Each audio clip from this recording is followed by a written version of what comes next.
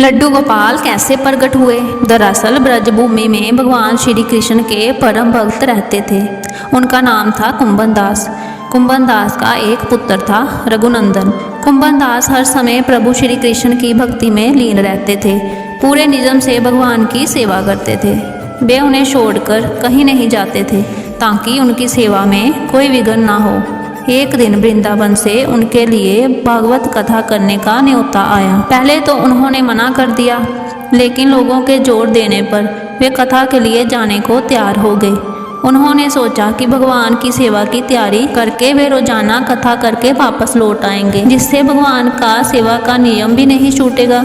उन्होंने अपने पुत्र को समझा दिया कि वे भोग तैयार कर चुके हैं, तुम्हें बस समय पर ठाकुर जी को भोग लगा देना है। कुंभन दास जी ने अपने पुत्र रघुनंदन को समझाया और वहां से प्रस्थान कर दिए।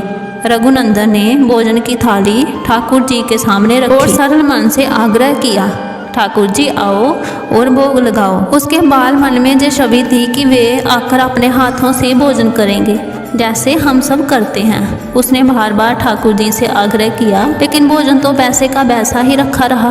अब रघुनंदन उदास हो गया और रोते हुए पुकारा कि ठाकुर जी आओ और भोग लगाओ। जिसके बाद ठाकुर जी ने एक बालक का रूप धारण किया, भोजन करने बैठ गए। यह दृश्य देखकर रघुनंदन भी प्रसन्न हो गया। रात को जब कुंभन दास जी ने लौटकर पूछा, बेटा तुमने ठाकुर जी को भोग लगाया था? रघुनंदन ने कहा, हाँ पिताजी।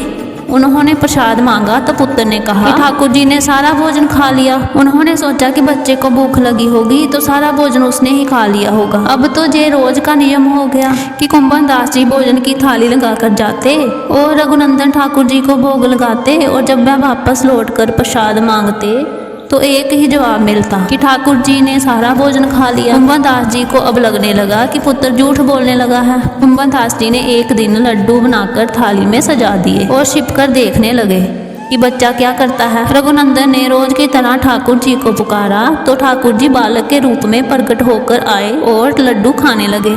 ये देखकर कुंभन दास जी दौड़ते हुए आए और प्रभु के चरणों में गिरकर विनती करने लगे। उस समय ठाकुर जी के एक हाथ में लड्डू और दूसरे हाथ वाला लड्डू मुख में जाने को ही था कि वे जड़ हो गए। उसके बाद से ही उनकी इसी रूप में पूजा की जाती है और वे लड्डू गोपाल कहलाए जाने लगे।